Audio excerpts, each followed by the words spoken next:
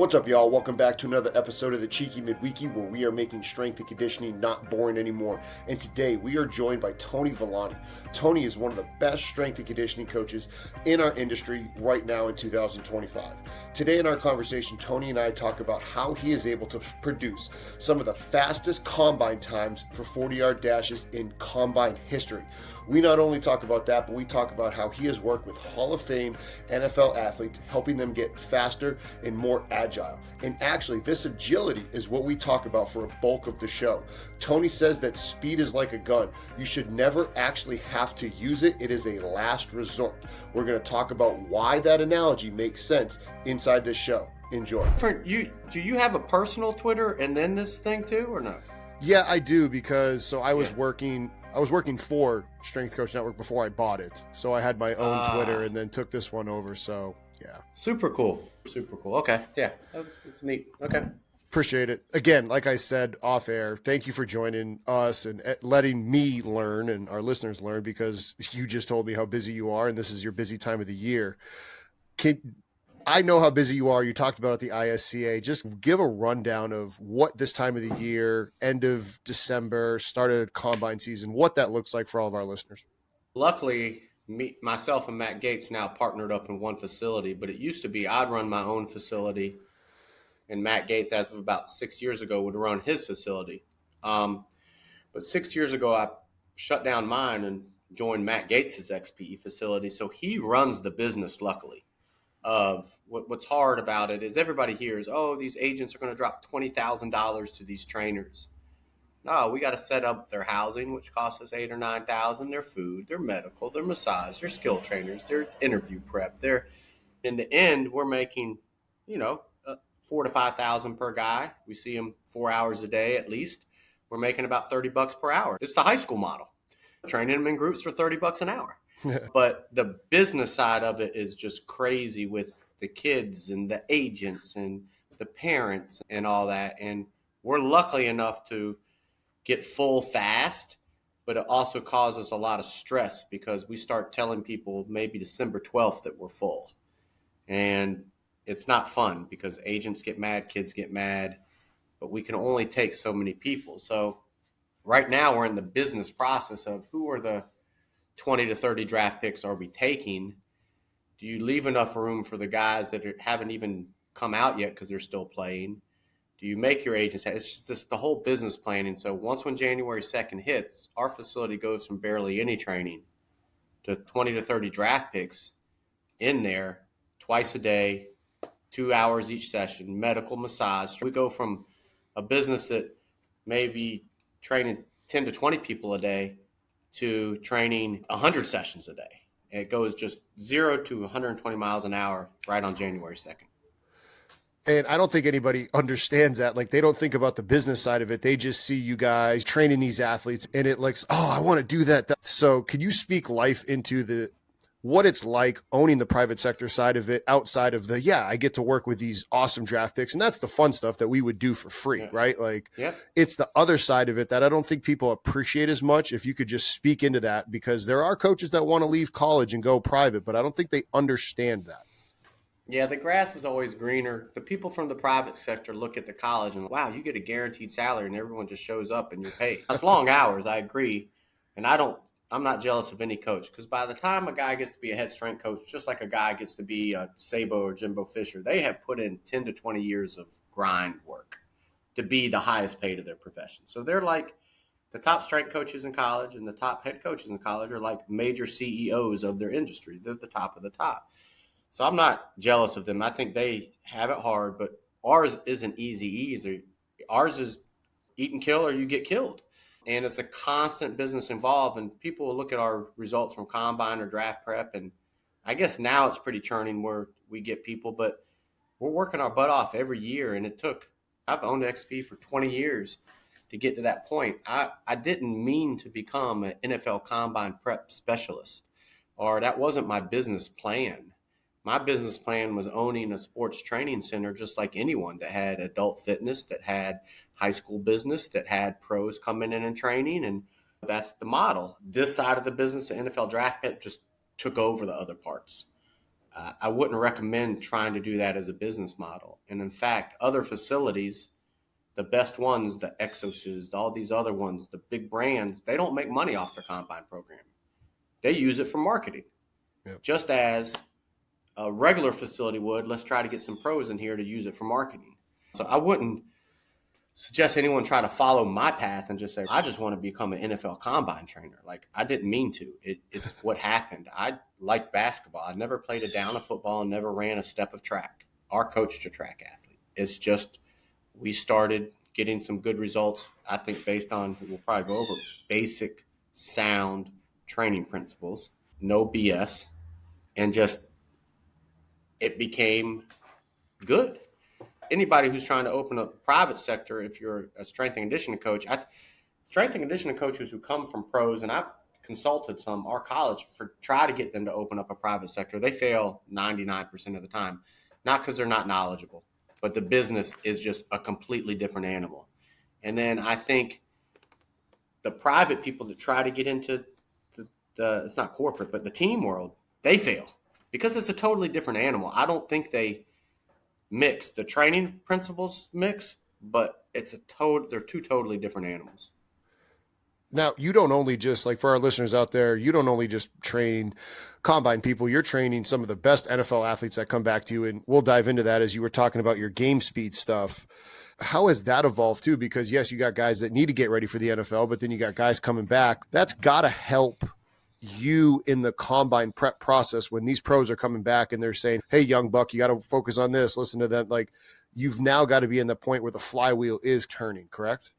Yeah, it's definitely turning now, and we're lucky because guys that train with us for the combine, not as many come back as you think. Like, no matter what our great results are, 20% come back, and we're happy with that. But if you look at the NFL, only 20% or less really train in the offseason. Sounds disgusting.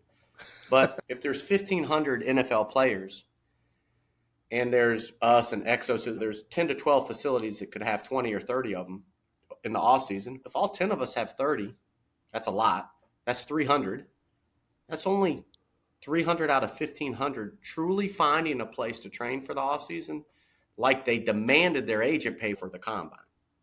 So once when the ball flips, and this is what we talk to about our athletes, the ball flips to the player having to pay and the player taking responsibility for themselves, they don't do it. And it's disgusting. And we have a talk with our guys. Now, I find the ones that do it, we have our success, and I don't think it's because of us. I think it's because the type of player that committed to us for an offseason is a good player. But our success for getting into year 5 to 8, if you train with us after your rookie year, is like 75%, whereas the national average is like 23% in the NFL. But you can't get these kids to start paying for it by themselves. So our off-season business is built on literally only 1 out of 5 of our combine guys coming back. And so if we put 25 guys in the NFL a year, we want 5 back. It sounds bad. We're happy with that. 5 come back every year, so we have 20 or 30 guys every offseason, and that keeps the flywheel going. For you here, like, what I now know, I have the curse of knowledge from hearing you talk at the NSCA clinic, and one of the guys that came back and one of the guys that you kept talking about learning from was Anquan Bolden, who was one of the best wide receivers ever to play the game. But one of the things that I am most humbled by, and I want our listeners to understand, is how willing you were to listen and learn from the athlete, because I don't always think that's the norm, but you were just so candid. Hey, I'm talking with so-and-so, I can't figure it out. Instead of trying to act like you knew it, you spoke to the athlete and listened and learned and applied. Was that always the way it was for you? Because like you said, you didn't play football, so you were just willing to be a sponge, or how did you subordinate your ego? Because I feel like in strength and conditioning, that's not the norm. And I think we all go through it. I don't know if you did, but when I worked out, my first main job with athletes, Orlando Magic and that stuff, but was with Chris Carter's fast program. And I was young, so I had an ego. I'm like, I'm going to be faster and quicker than these guys. I used to outwork them, and that was my thing. We're running? Good. We're lifting? Good. And I would outwork them, and it was fun. So I knew techniques to beat them at drills, and then I would teach them the drills, and then they'd run past me, right? So that was fun. That was the first part. And then I opened up my own business, XPE, and I had the likes of, I call them the 4 horsemen plus the 5th, but it was Jamal Lewis, Takeo Spikes, Hines Ward, Wayne Gandy, and then OCU Minoria joined. But those 5 trained every year with me in Atlanta for 10 straight years.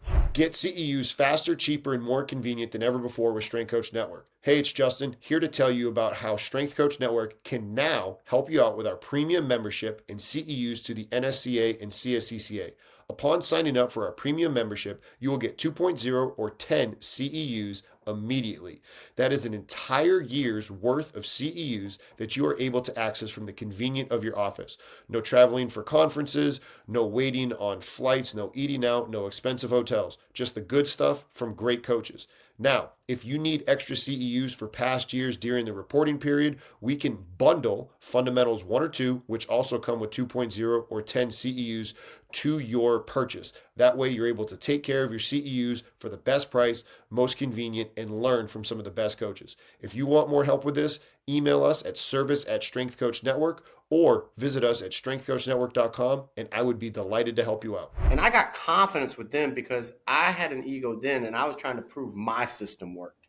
So did I listen to them? Yeah, but I was trying to change the way they trained. And back then it worked because they were so heavy on weights, and I was so more on, you guys are genetically at your peak between 23 to 26 years old. That's where I got you. Let's use strength to maintain, but let's keep your speed and agility up and prevent injuries, right? So then that happened, but I was, sounds bad, learning from Takeo Spikes and Wayne Gandy on how to become mentally good off the field, not on the field.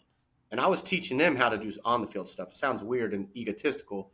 But then when I moved to Florida, I started seeing we became a combine business. We're spitting out the fastest results year after year. Not bragging, just we were. And I started noticing they weren't sticking in the NFL. There was actually probably a negative correlation of it. Screw a positive correlation of speed. There may be a negative correlation of speed of 4.2 receivers in the NFL. And I just wondered why. So I kept trying to reach. I was watching Chris Carter run routes always and teaching Anquan Bolden. And then Anquan Bolden taught his own system down to Travis Kelce. And it's all the same. And I'm like, this stuff hasn't changed for 15, 20 years. And the best in the I looked at the guys who catch 1,000 balls, and we've trained like 7 of the 15. Like Travis just went over 1,000. The 3 active catches in the NFL are Travis, DeAndre Hopkins, who trained with a trainer I know in South Carolina, and Keenan Allen. I trained Keenan. Like all these guys train the same. And I'm not mad at guys who don't train pro athletes and then post about them and look, this guy's fast, train speed. Do you even know how he trained?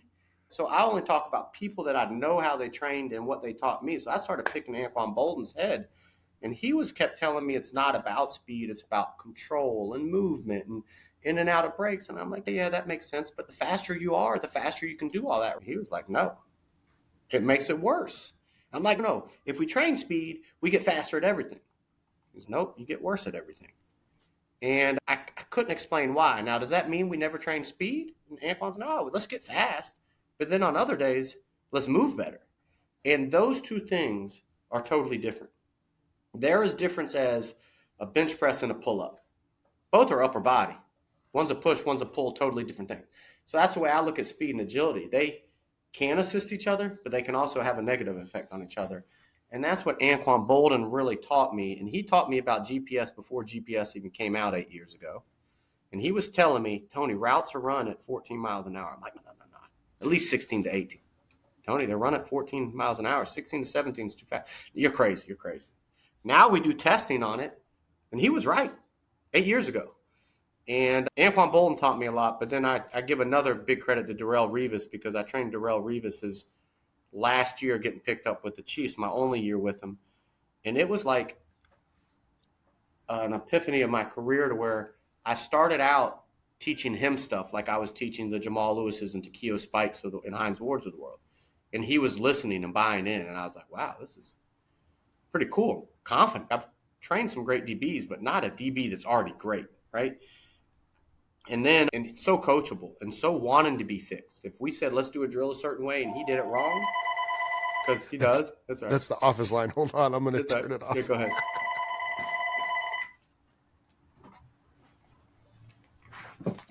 That's the second show that's happened on.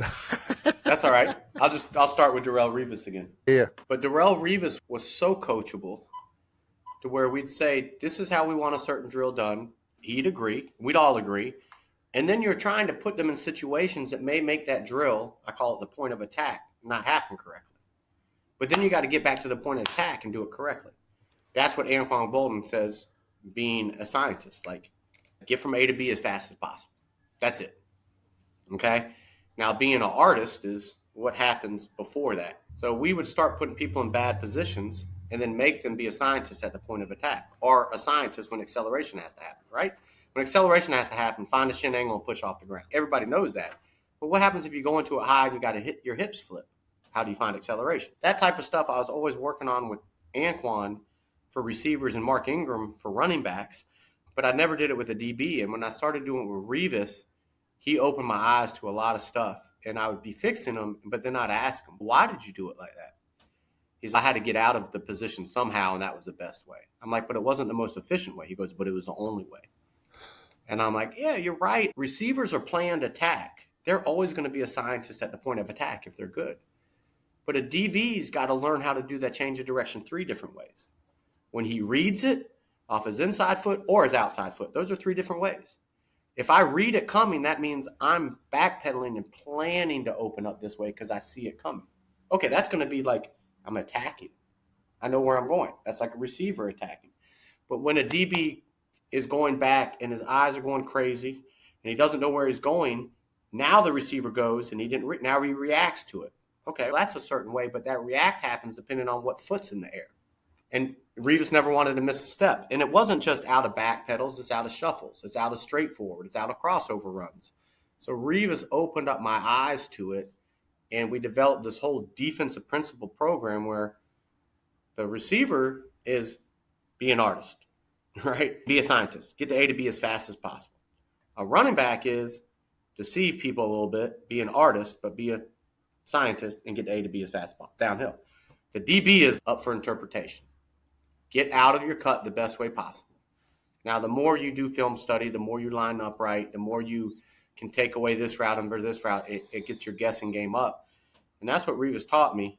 And the last statement I'll say that for the next question, but it really made me develop a system because I had Revis and Anquan alone for 8 weeks training against each other. Anquan had just retired. Revis was sitting out until he got a deal he wanted. And I'd just play cat and mouse. All right, Anquan, what are we trying to do to Revis? I'm trying to get his hip turn and make him sprint. Okay, Revis, what are we trying to do? I'm trying to play basketball and not sprint. Wait, what? Yeah, Revis goes, if I have to make Anquan sprint to make me feel like I got to run, I win. So if Anquan sprints, you win. Revis like, hell yeah. Then he can't change directions. And Anquan goes, yeah, and if I get his hips turned and he feels like he's got to chase me, I win because it opens up all my change of direction cable. I'm like, so y'all are playing on a boundary in the NFL, the fastest positions, and y'all are both telling me that whoever sprints loses. And they said, yep, 100%. They told me that 8 years ago, and they're dead on right. And you hear the great players talk now. That's what they talk about, controlled movement, never sprinting, never feeling full speed. Lamar Jackson just did. I wasn't running full speed. You just hit 21, 22 miles an hour. But I wasn't trying. That's right. That's like it's all controlled movement on that field. It's not track. So do I believe track principles translate down to football? Of course. Once when they run in a straight line. But if you use those track principles of pulling your hips up underneath you, opening up your stride, getting ground contact times low, like all that stuff to hit that last mile per hour, you're literally out of any change of direction zone you've ever been created. It's actually anti-football. Now, it is pro football for probably 1% of the time or 0.5%, and it's good to have. But I think everybody 8 years ago on this max V kick went totally overboard with it.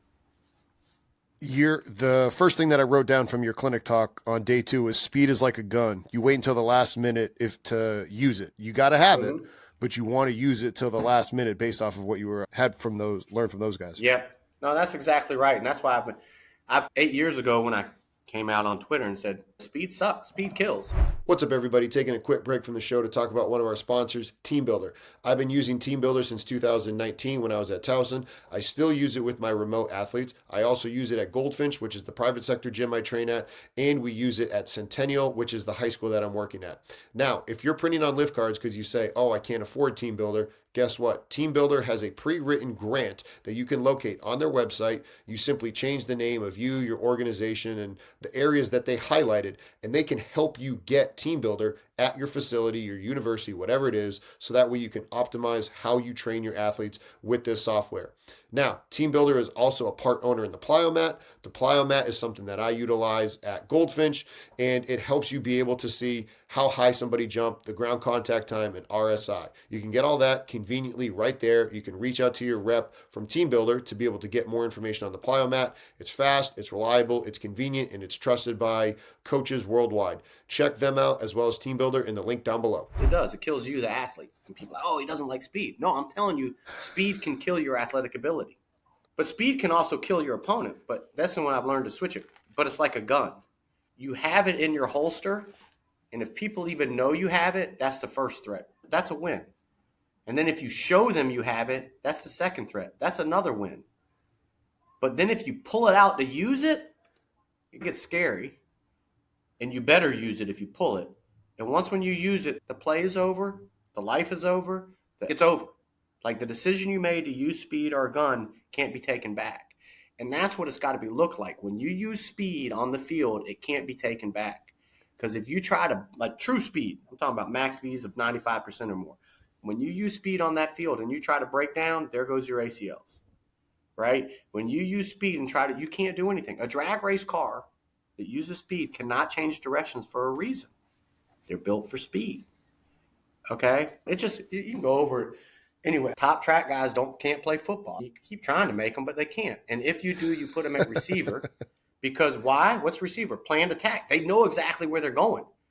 But they have a planned change of direction they just can't do.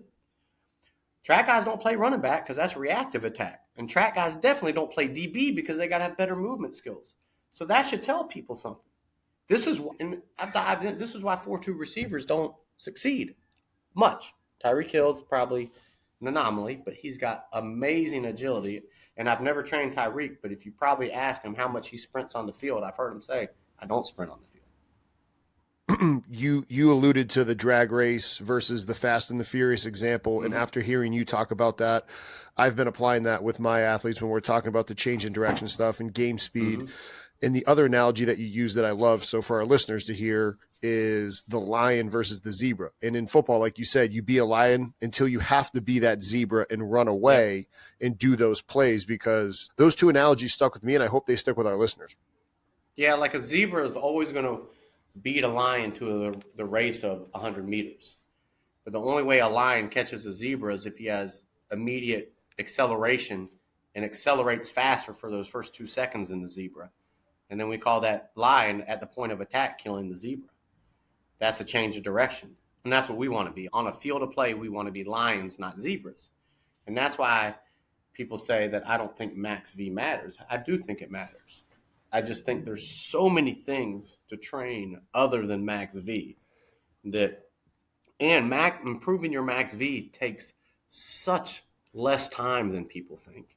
Yeah. That it goes hand in hand. Like it's God, it's your body, it's whatever. It's lined up for you. You don't overtrain speed to get faster.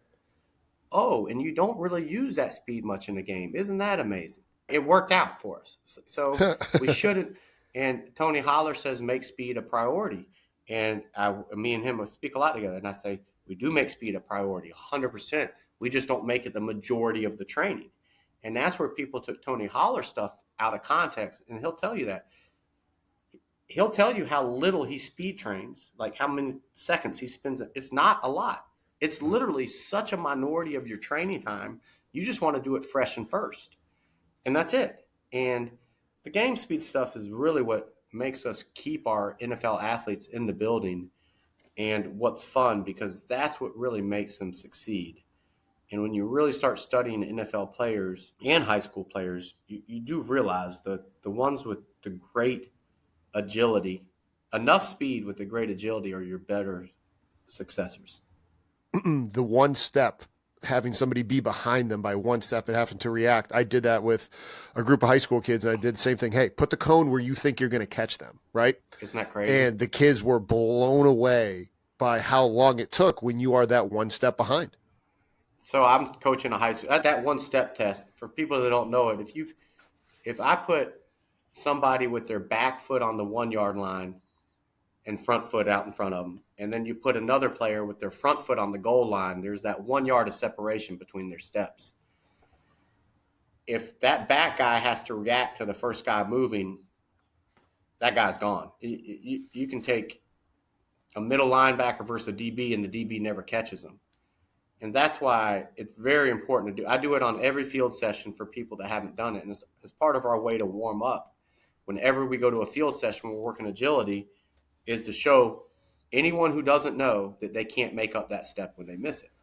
Because in our careers, mine and yours, and we've always been told that speed's going to make up that step. And it doesn't. No, nothing makes up that step besides another misstep. So speed does not make up the mistake. Okay? Speed capitalizes on a mistake is what it does. If you get a step ahead and you have speed, you never get caught. If you get a step ahead and you don't have speed, you get 30 or 40 yards. And that's what's so important to show is that one-step test. So when I coach our high school team, like our mantra is just one step. Get fast first. That's it. It's not like all this, let's outwork. It's just, can I get one step ahead today? Can I get fast first? Can I start speed before? And that comes with a variety of different ways. It comes with immediate acceleration. It comes with getting out of your cut breaker, or it comes with your eyes looking in the right spot. It comes with being tuned in. It comes with knowing the playbook. It comes with a lot of things. But if you can get fast first, you don't have to be fast. And that's what playing fast means. So everybody, Ray Lewis, Jerry Rice, Emmitt Smith, those are all slow guys at their position. They're arguably the best players almost ever at their position. Walter Payton, it wasn't speed. Like all these guys, Chris Carter, Larry Fitzgerald, Travis Kelce, Jason Witten. It goes on and on. All these players just were fast first, but they weren't the fastest. And that's what I think people need to change their minds to, of how do I move first? That's it. If you move first, you win. Boxing, anything, move first. It's anything. Move first. Your career, like you said, Clemson, George Washington, being at the Orlando Magic. Talk about how you got your start, why you got your start, what was your why? Because we have a lot of listeners out there that are young into their career and they're trying to figure this whole thing out. I was probably a lot like them, just did not want a desk job. And my dad was a doctor. He convinced me not to be a doctor because he was looking at where the healthcare system was going in insurance. So I thought, I'm going to be it. My granddad's a doctor, dad, I want to be a doctor. Told me to open my own business somehow. So when I figured it out and told him I was going to open a business teaching NFL players how to run fast, he about laughed me out of our house. What? You're going to do what? But I just decided to get a master's degree in exercise physiology. And at that time, I wanted to be a strength and conditioning coach for an NBA basketball team. That did not work out. Had a chance meeting with Dr. J in Orlando in a pickup game. Made a bet with him and beat his team. And he got me an intro with the Magic. So I was texting the strength and conditioning coach of the Magic, or calling back then, leaving a message to no avail. And I was personally training people, making my $40 an hour on a split right next to where the Magic trained. There's this beautiful place called the RDB Sportsplex. And I'm playing pickup basketball, and I'm supposed to train this lady, this financial wizard or whatever from Schwab. She's sitting riding her bike while I'm playing pickup basketball, waiting for me. And Dr. J comes on the court. And this is my last game because I got to go train. So my team wins. And I'm like, I got to go train. He's like, you ain't leaving, young fella. You know, I had a good game. And I'm like, if I stay on this court, you're guarding me. And if we win, I need 5 minutes of your time. And he said, deal. So I went and told Maida. I was like, Maida, you got to bear with me. We're going to miss this training session. She's like, I get it. So she just stayed and rode the bike and watched.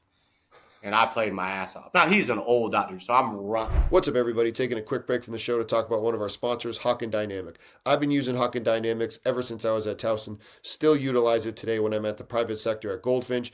Even brought the plates from Goldfinch over to Centennial to do some force plate testing with the football team there. We've done force plate testing with other high school athletes. It is something that you need to get. If you want more help with it about how to practically use it and you want to reach out to us, feel free to reach out to us at service@strengthcoachnetwork.com. Not only do I utilize it with lower body assessments, I use it with upper body assessments, plyo push-ups, prone Y assessments. You can also utilize it for what I call an upper body isometric mid-thigh pull, where essentially you're doing a push-up at the strongest range and you're pushing into an immovable force, so a barbell, same way you do an isometric mid-thigh pull. Like I said, been using them for years. Valid, reliable. The customer service is fantastic. Go check out Hawk and Dynamic in the link down below, and you will not be disappointed. I'm just running. So our team beat his team, and he's like, "What do you need?" And I said, I worked with the Washington Capitals. I have a master's degree in exercise phys. I really want to work in basketball. And he's, call this number and call Mick Smith and tell him Dr. J sent you. I said, okay. So back then you had all these numbers on pieces of paper. You didn't have cell phones. So I went home and I pulled out the number I'd been calling for the Magic, and it was the same exact number that Dr. J gave me. And I'm like, fuck. But I called it and said, hey, Dr. J wanted me to call you. I just played basketball with him, and I had a call back within 3 hours, and I had a job with the Magic. Yeah, so being in the right place at the right time. And the way I call it is what my dad told me is, can't bowl a strike unless if you set up the pins, right? So, like the pins were there, and I tried to bowl a strike, and I told Dr. J I was going to whoop his team if he gives me. Took the chance, and it worked. So I got a job with the Magic, but the head of the Magic, Mick Smith, told me, man, he always wishes he would have started his own business. Back to what we talked about at the beginning of the day. And I'm like, really? Like, you're the head strength and conditioning coach of the Magic. You're where I want to be. So I was going to try to assist under him. And then what if he leaves and goes somewhere or someone, like, that's my job. He told me to get my own business. And I was like, dang, that's what my dad said too. So Chris Carter's FAST program had an opening. And I was making like $60,000 a year training people, but then getting to work at the Magic 2 hours a day and getting that on my resume. And Chris Carter's FAST program had a job opening for $25K a year, and I applied for it and went through, got the job, and I took it like a dummy. Most kids don't do that. I took 40% less salary to move to Boca and learn. And then that's when I was in George Washington getting a master's degree in exercise science, I took MBA classes. So I was setting it up to do my own business. I read a book called Rich Dad, Poor Dad, and a book called Who Moved the Cheese. I don't read many books, but I luckily read those two when I started Chris Carter's FAST program. And I was like, I looked at Who Moved the Cheese and Rich Dad, Poor Dad in my experience, and I was like, I'm going to open up my own business sooner or later. And that's what happened. Then I created XPE, and I've been in the private sector for 22, 23 years now. That's amazing to hear. I also heard you talking about doing stuff when like Ingram was down at Bama. Were you doing any consulting for them as well? Or because I heard you talk about that at the ISCA. I was always trying to get shred mills or my system into Bama, right? Bama's Bama, right? Yeah. So I never knew, that's when Cochran was there. And I had trained a lot of guys from Bama and had great, but let's be honest, like when a guy goes to the combine and runs faster than he's supposed to, we just did something different with him that he shouldn't have been doing at his college. He shouldn't have been training like a drag race car at his college. So I admit that.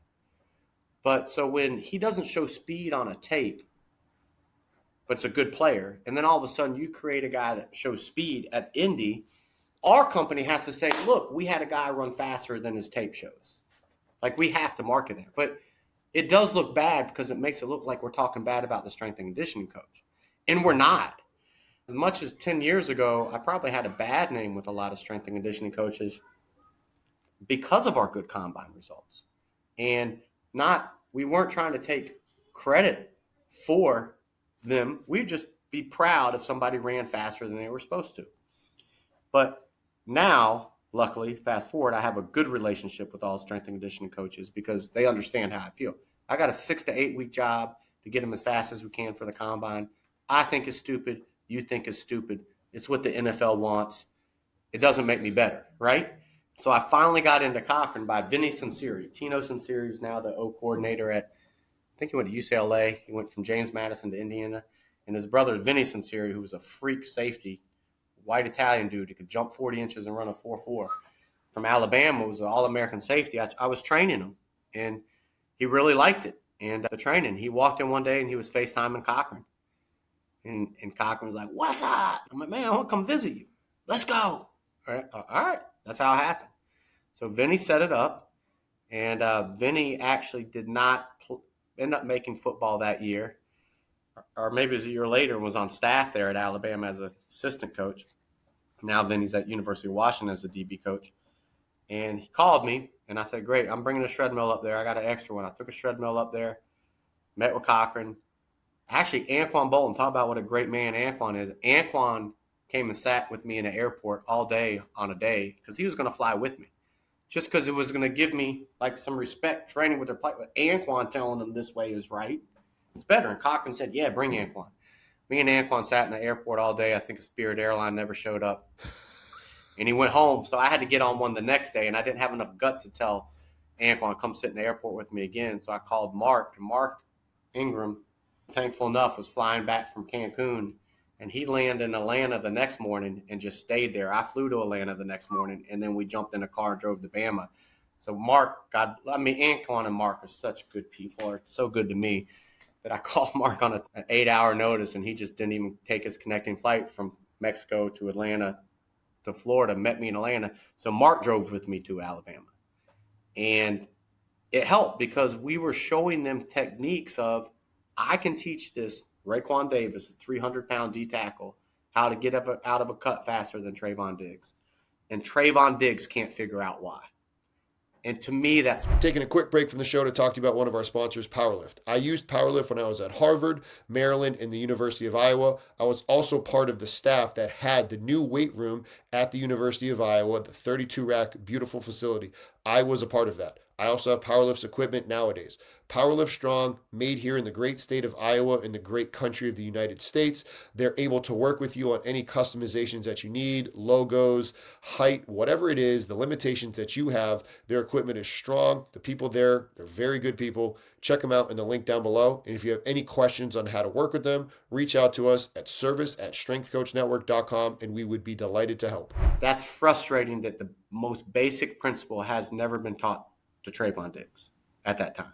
And they're the simplest techniques, but it's what Chris Carter and Anquan Bolton and all of them used to get away from DBs their whole life when they were slower. And so if the receivers are slower than the fastest DBs, but they're constantly getting open, I want to learn those techniques. And I don't want to apply them to just receivers. I want to apply them to lacrosse, soccer. I want to apply them to basketball. A step back jumper, when you literally on a step back, you go step back, your feet go right, left, tight, and then you take this left foot and you step back and you got your jumper. That's the same thing as break plant, separate back to a ball. Like, it's all the same. How you separate from someone is not sport specific or athlete specific. It's called separation. Jiu-jitsu, everything. You either want to close space or open space. And it doesn't matter. You've got to do both, but you have to be in control of it. And if someone's trying to close space on you and you don't want it closed, you got to get separation. If someone's trying to get away from you, you got to close. So it's all on who's controlling space. And that's what I really dove into.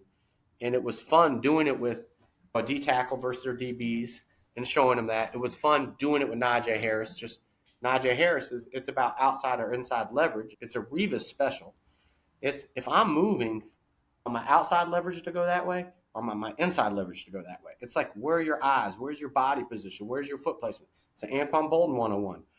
Anquan Bolton runs, shows speed, and then he creates a body position, a foot placement to create a change of direction. Now, if he goes too fast to do any of that, it's all out the window because speed ruins it. So we call it like the appropriate game speed, body position, foot placement, change of direction. Those are our 4 keys. So when people are like, your system's so hard, I'm like, no, it starts with learning how to get fast, and then what's your game speed. Then it's body position, foot placement, separation. It's always in that order. And when one gets Wrong, it changes the separation. Now, Revis is like playing basketball. You got outside leverage, inside leverage. Okay? People always talk about, do you cross over? Do you drop step into it? Or do you just cross into it? That's a big debate, right? When people steal bases. Look, all you crowd who says you shouldn't drop step, this guy drop steps. Yeah, you're right. You want to know why? Because his feet were just a little wide. Not too wide, but wide. So to create leverage, you know what he had to do? He had to drop it into his inside foot to create the leverage. He didn't spin, but he dropped it. Now, what happens if you're already dropped in that position? Then it's just a cross. So that's the same thing. My feet are like this, and I've got a little bit of outside leverage, just a little bit over here. I'm going to drop into it. If my feet are right here, and I'm looking this way, and I got inside leverage, I'm going to cross right into it. So that's what Revis meant with outside or inside leverage. Punching, it's the same thing. If I'm in my base and I'm punching jab cross, right? My weight's on my outside foot, that's a cross, right? What happens if my weight's on my inside foot? That's a hook, right? It's the same thing. Outside leverage, inside leverage. Jab step, cross, hook.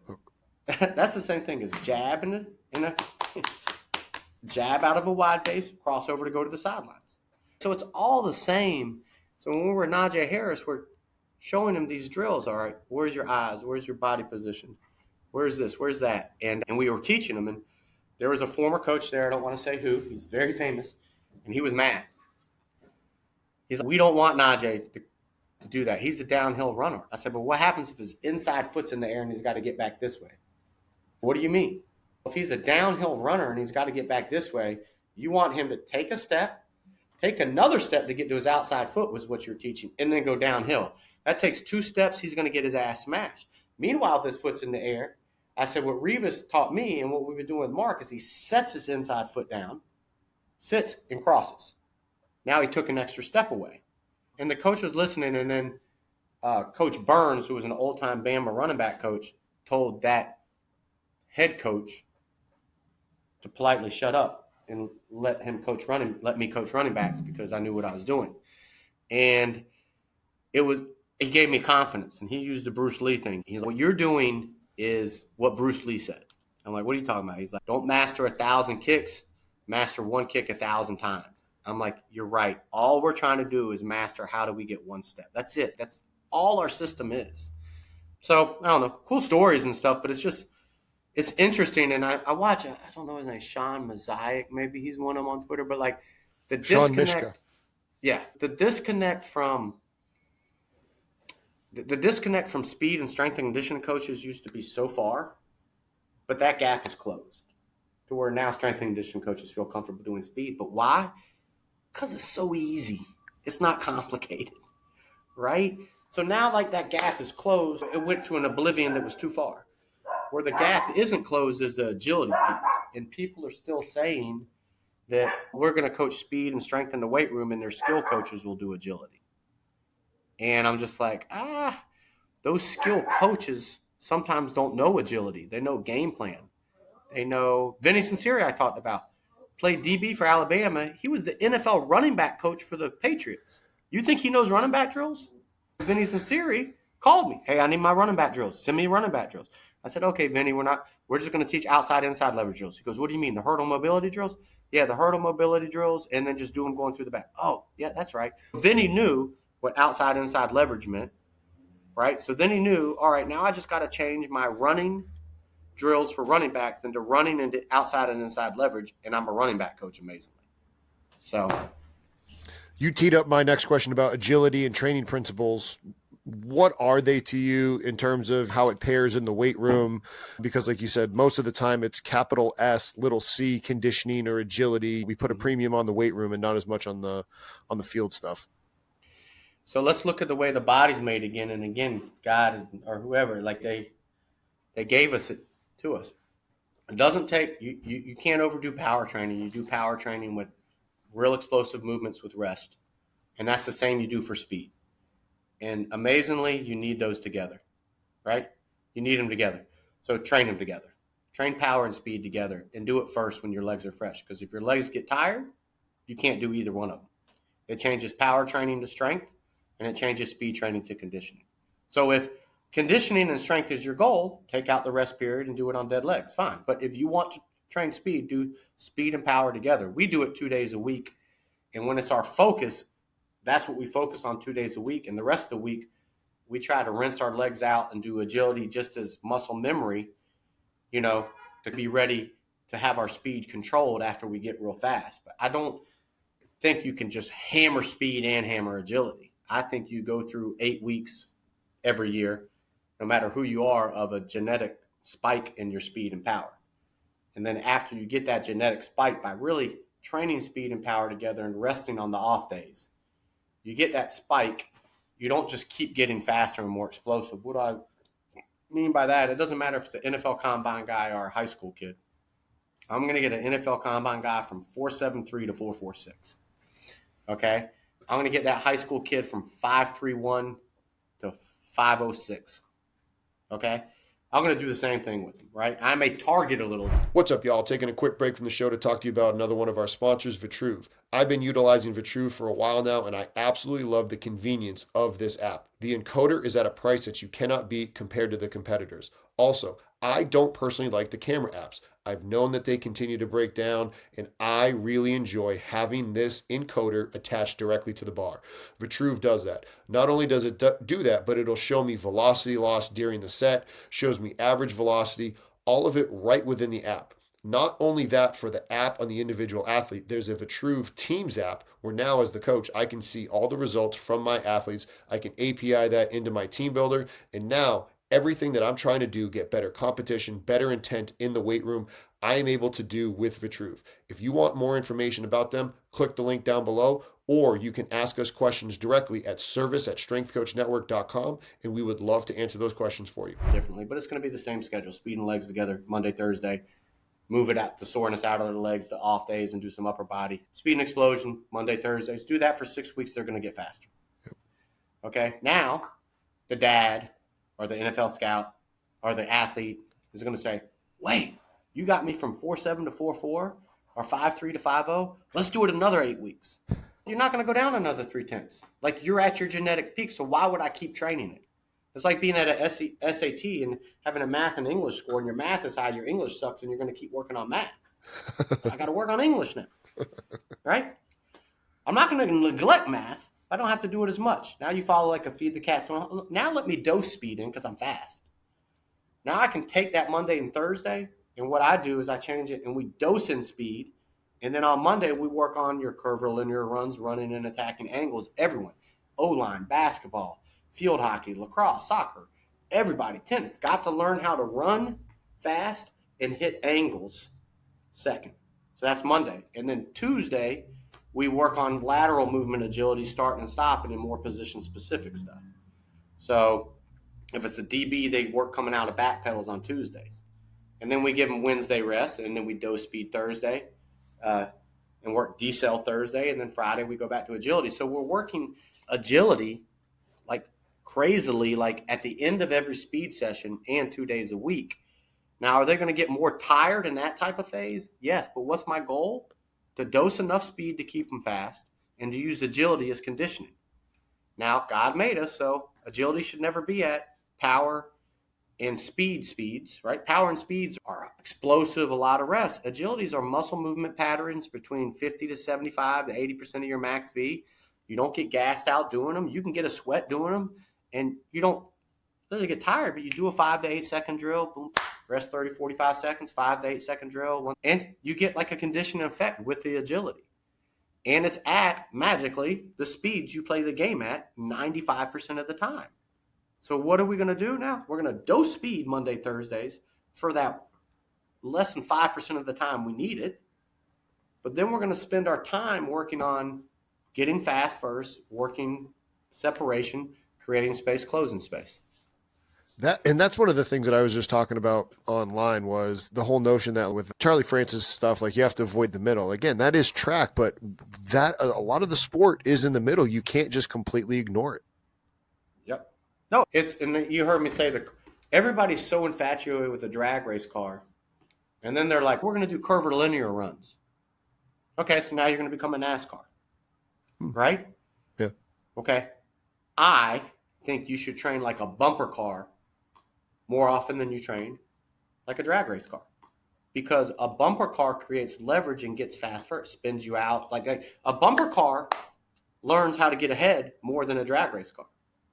It truly does. So you should be training like a bumper car more than a drag race car. And that blows people's mind. And that doesn't say that being a drag race car is not important. It just doesn't take much time to train like a drag race car. You're right. Okay? But a bumper car, and then you should train like an F1 car much more than a drag race car, because we're not just running curves. We are, we want a F1 car.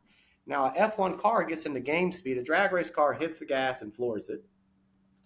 A NASCAR hits the gas, doesn't floor it, stays on the gas the whole turn, right? The F1 car hits the gas, off the gas, hits the brakes, moves, coasts, dude. Like, that's what people want to look at more. So I always say, like, F1 cars and bumper cars are the majority of our training, with the drag race cars for the exposures to speed, and sure, some NASCAR runs, right? But like when you just train like a drag race car and think you're covering your agility by doing curvilinear runs, not saying it's wrong, it's just you're not covering what you need to cover in the game. You know? Let's talk about shred mill and the different gears that you had talked about before and talk about online as we start to wrap this up and to respect your time. So with the shred mill, I just have gears, and I don't know if I made it up. I didn't copy anyone, but I just look at gear 1 as the weight room. Like, that's vertical force, just build power. But that's great for basketball. That's great for volleyball. What's the sexy thing in volleyball and basketball? How spikes and dunks. Yeah. How do you jump? What's the sexy thing in football? How fast you run, right? Vert's good, but vert translates to that. So vertical force, just power, and first step explosion, either up or out, is gear 1. So you've got to take that vertical component of gear 1 and change it to horizontal pushing off the ground of gear 2. So gear 2 is, how do you run by pushing off the ground? It's not running, it's pushing. That's why acceleration profiling works. That's why loads of 50% of max V work, because you can't feel like you're running at that speed. You feel like you're pushing off the ground to get that speed. It's not minimal ground contacts, it's maximal ground contacts. So that old max reserve effect of minimum ground contacts is good, but you know what? Maximal ground contacts and that momentum reserve effect, I call it, is also just as big. So that's gear 2. How do you push off the ground? So we say it's 3 to 5 steps, and we tell players to push as hard as they can. Once when they feel like they have to run, stop. And by them pushing, first 5 yards, they're at 14 to 16 miles an hour. They're in their game speed, right? Now, if all they do is stand up and let momentum carry them, they get to 18, 19 miles an hour. Now, if they try to turn into a zebra and start chugging their arms and turning over, they get to 21, 22 miles an hour. So it's like we use gear 1 to gear 2. Explode, create force. Gear 3 is letting your stride develop, define top speed, right? And gear 4 is, what is your top speed? In gear 5, I never even touch on, it's how little do you drop max speed, like in the 100. We live in gear 1 in the weight room, gear 2 into gear 3 like a drag race car for 40-yard dash. For game speed, we just say, we're not coming out of a start. It's not off of your movement. It's not planned. It's, can you find force of gear 2 before you find form of gear 3? That's it. Force to form.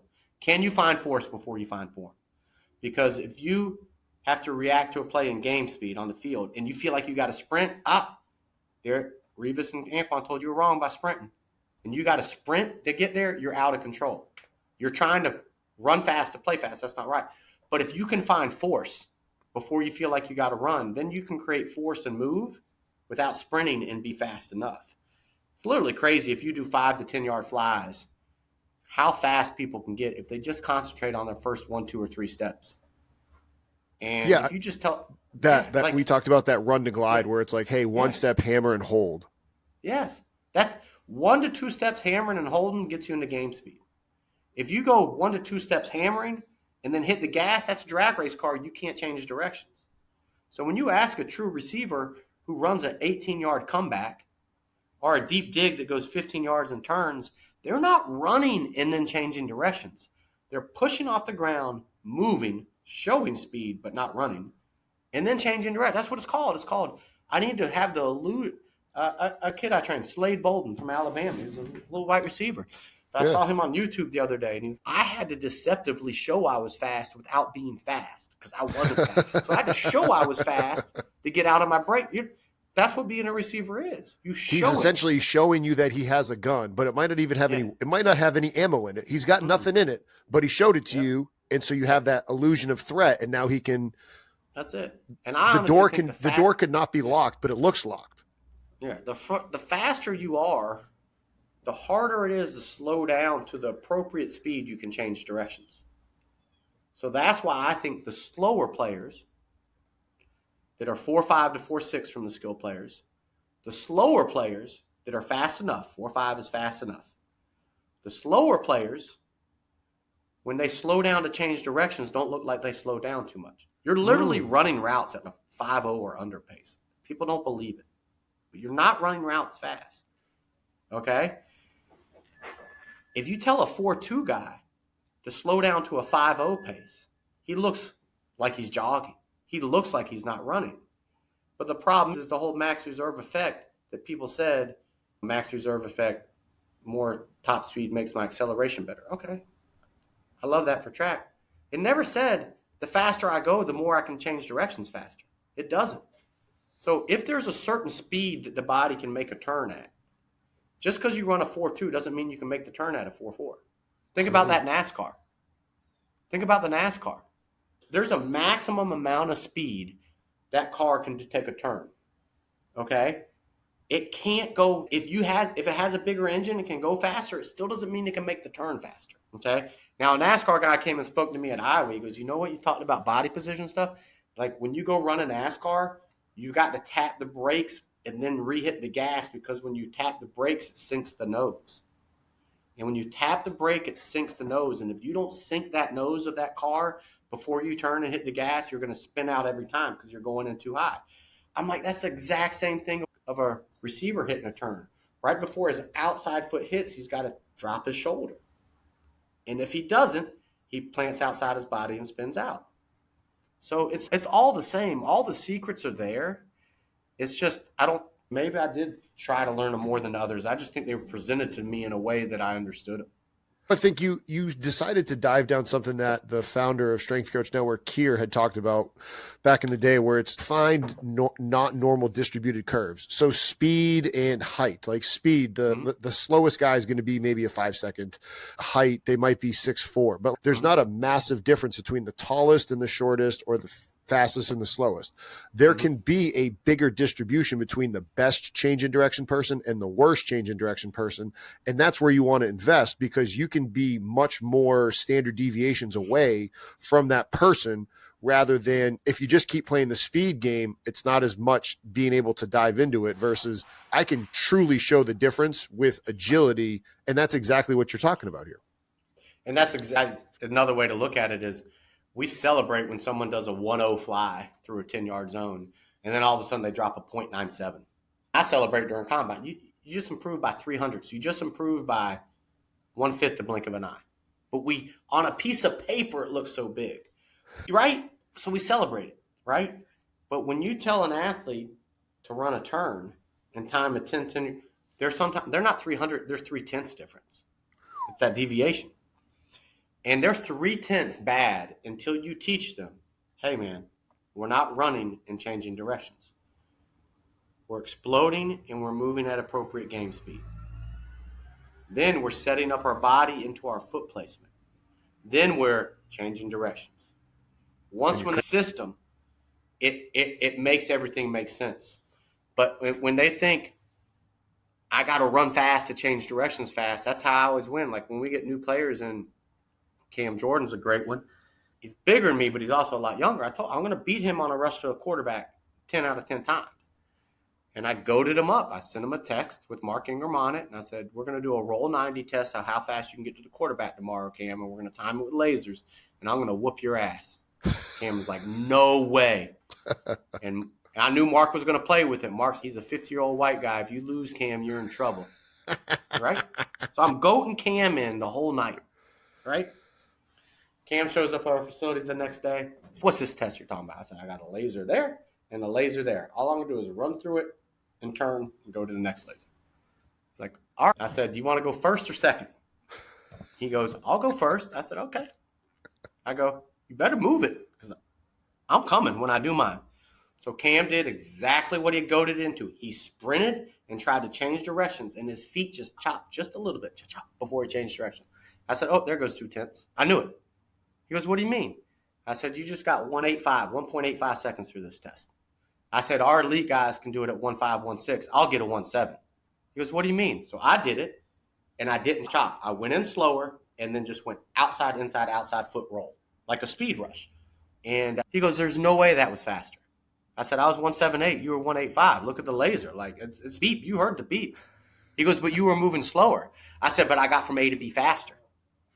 He goes, okay. So then he's roll. Like, you can't sprint and roll. You sprint, chop, and cut. Like, you lost time. So then he did it, and he can get down to 1.67, 1.65 as a big guy and beat me. But he had to learn. Explode, movement, what game speed am I at? Then body position, foot position, change of directions. But you can fix people when you go in that system, which took me a long time to come up with. You can fix people in 5 minutes, 3/4 of a second. Whereas speed to improve somebody 3 to 4/10 of a second, you need 40 yards to do it. Yeah. And you need years. And like you said, you're going to reach that genetic point at some point. And once you've hit that, you showed the Joey G graph where it's like, hey, now let's start working on the other things. Yep. And that's why I love Joey, because Joey is one of the best strength coaches I think out there. But I love that graph that he put up on Twitter. And I tell him I use it. This shows when Joey G comes to a program, he immediately gets you faster and more explosive, right? Okay. And then it's, okay, I need to keep them there. Are they going to get a little faster still? Yes. But not as much as the good first 12 weeks of training does, right? And that's what's been my job always with combine training is I got 8 weeks to dictate your schedule 100% for speed and explosion. If I don't get you as fast as possible for that underwear Olympics and jumping out of the gym, I'm stupid. Like, I just didn't listen, right? So it's easy to do. It's just we work hard for our combine prep, but we have enough confidence to tell our guys, not to be shut up and go home and take a nap. I want to do more. Go rest. I don't think there's keep going. Sorry. Yeah. No, I don't. There's nothing. Like, there's nothing I can do for you today that's going to help you train hard if it's Tuesday or Wednesday on Thursday. Besides bench press and upper body, some stretching, touching up some shuttle and 3 cone. I'm not working on your speed again. We just did Monday. And you're slow as Christmas. You're a safety that runs a 4.86. But if you listen to me, I'll get you to run a 4.5 something. But we just did Monday. We found out you're a 4.86. We're not touching speed again until Thursday. I really need to work. Okay, come on in and do some wall drills then. So I put him on a wall and I make him work. Like, I'm not doing anything for him. I'm just making him think he's working speed without working.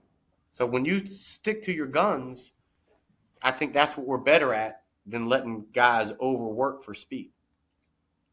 Credit to you for that. I appreciate you for taking an hour out of your day to educate us. I'm excited to see how XPE athletes continue to improve in this year's combine. Coach Tony, thank you very much for being on, man. I greatly appreciate it. No problem. Thanks, Justin. Bye, bud. Thanks for watching that video. If you enjoyed it, click right here for videos just like that, and make sure you click here to subscribe to our channel. Have a great rest of your day.